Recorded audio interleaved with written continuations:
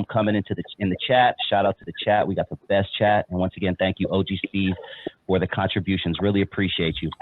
I was listening to an interview earlier, Lonzo, and Lyor Cohen was the one who's being interviewed. Lyor Cohen, a musical pioneer, genius. Everybody probably knows the name. He was discussing 360 deals because he is kind of the innovator or pioneer of the 360 deal. Vlad asked him a question about the 360 deal, and Lyor Cohen gave a response, and I would love to talk about this for a bit. Let me go ahead and hit play. And what I want it to be is the largest indie or the scrappiest major, and the one that was committed most to artist development. And the only way that you can commit to artist development is you have to shrink your roster. You have to shrink the number of releases. You know, instead of throwing releases against the wall and see what sticks, you actually have to believe in what you're signing, spend money to develop and promote and market those artists and stay with them. And so what I needed to do was, because I was shrinking the roster and not having as many releases, I needed to make more from each release. To roll with me, I needed to have more skin in the game. The point is that you and I are going to be partners. The point is that you and I are going to go through this whole journey together. By the way, a manager is a 360, right? Yeah, actually. Yeah. What do you think, Lonzo, when you hear Lyor Cohen explain it that way? From what I understand, and forgive me if I'm wrong, is he's saying that he has to shrink his roster significantly so he can focus more on building the artist. But in doing so, since he isn't making money from a lot of other artists, he needs to make more money off the few that his label is focusing on. Is that how he's covering it? That's the attempt. Sounds like to me that because there's more revenue streams that artists have these days, you want to be invested in that as well. Because see, when you sign somebody as a musician, as a musical artist, you don't know if they can sing or rap. You know what I mean? You don't know if they can sing or they can act. I'm sorry, you don't know if they can act. You don't know if they're gonna have an audience appeal like a Snoop Dogg or somebody else. And that was a big problem they had back in the 60s and 70s. In the early days, artists would record companies kept all the money, kept most of the money from the artists, but an artist can go out and get them a movie deal. Elvis was doing movies big time back in the day. Okay, they was low budget and he was getting paid, but the Colonel was getting a chunk of that money. Later on, you got folks start doing getting soda pop deals, beer deals, and most of those deals back in the beginning, the artists didn't get. They were always just spokespersons. They weren't invested. They weren't getting a chunk of the money. They were, hired to be a spokesperson for a particular brand. But as artists got more and more savvy when it came to the business part of it, they wanted to be in. I got this name, I got this platform. Let me go out and do some self-pimping.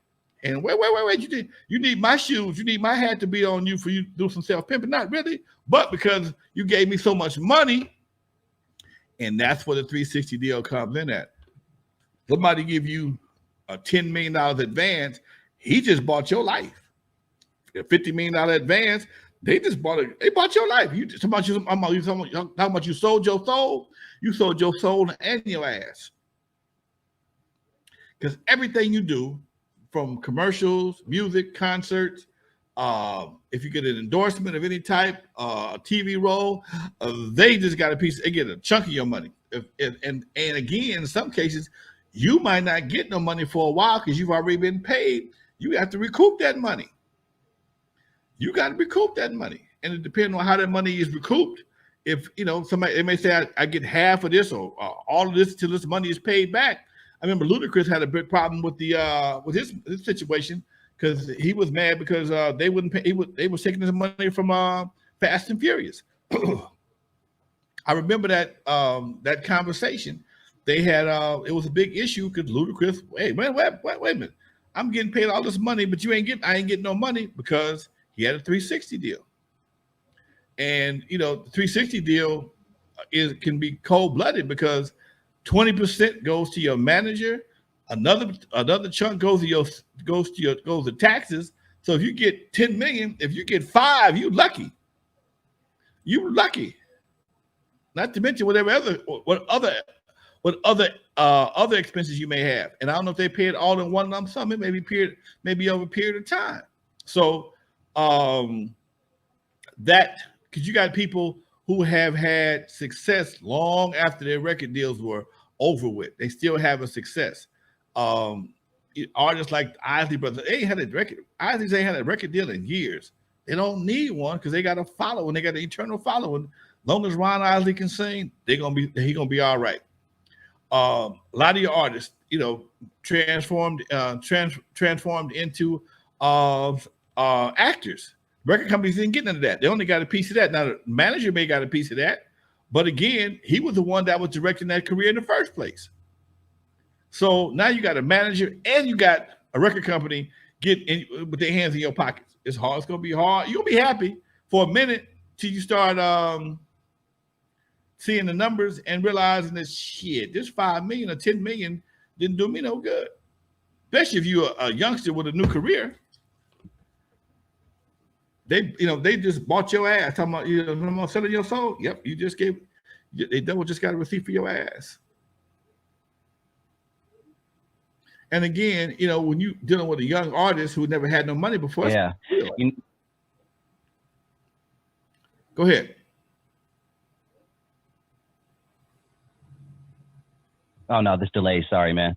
Rappers and artists are always battling their labels. It's been going on since day one in the music industry, and history shows that the label owner, the promoter, the man on top always gets the bad rap. For the most part, the Jerry Hellers of the world, the Babies from Cash Money. Talk to us because you've done it all. You were a label owner, promoter.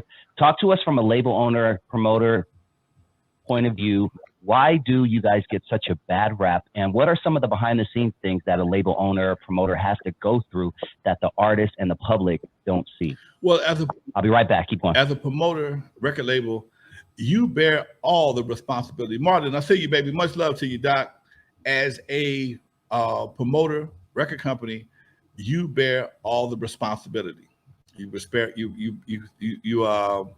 bear all the expense, which means everything comes out your pocket first. The artist has to be good enough to create the music or the art form, whatever it is, that's going to get you money back and get him paid as well. The problem is that at some point in time,